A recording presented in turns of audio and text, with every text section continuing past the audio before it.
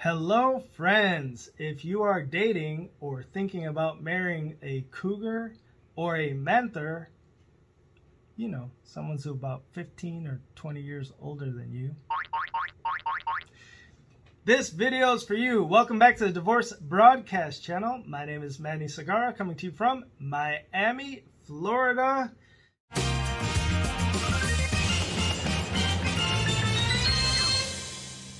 Before I even get started, I don't want anybody to think that I'm hating on these couples that have significant age differences. I am a big fan, and I know that couples come in all different kinds of shapes, sizes, colors, combos, all that good stuff. So I support all couples, not hating on these in particular, but there are some issues that we need to talk about when there is a couple that has a significant age difference. In the beginning, these relationships are pretty cool. One would say they're even chic. When you see the uploads on Facebook and Instagram, the pictures are usually beautiful. There's a member of the couple who may have a little salt and pepper in their hair. They go on the best vacations. They dine at the best restaurants. And it is lovely. They have a very deep understanding of each other because it's a very mature relationship, and oftentimes there's some financial security because one of the older couple, the older spouse may be better or more established than the other spouse. Having said all that, there are things that we need to consider down the road. So I want all of you who are dating cougars or manthers to take a moment, close your eyes, and fast forward 15 or 20 years and think about what your life will look like then. Here are some of the issues that we need to consider 15 or 20 years down the road so that we can avoid the divorce process. Number one, the older spouse may be at the end of their income earning years. Their ability to earn income may be significantly less 15 or 20 years down the road, either because they're retired, they're retiring, or they're just slowing down and not working as much. This is something that needs to be contemplated and budgeted for by both parties. 2, are we having children? When are we having children? If we decide to have children now, compared to having children later, knowing that as time goes on, one of the parties is going to be a little bit older.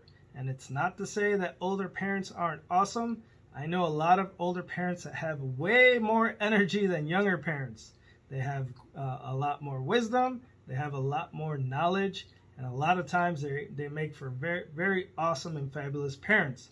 But a conversation has to be had as to when you're going to have children when there's a member of the couple who has a significant age difference.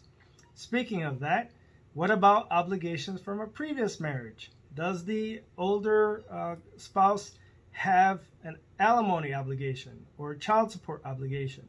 The good news is that these obligations will eventually end, hopefully, and at that point you will have more money in your relationship.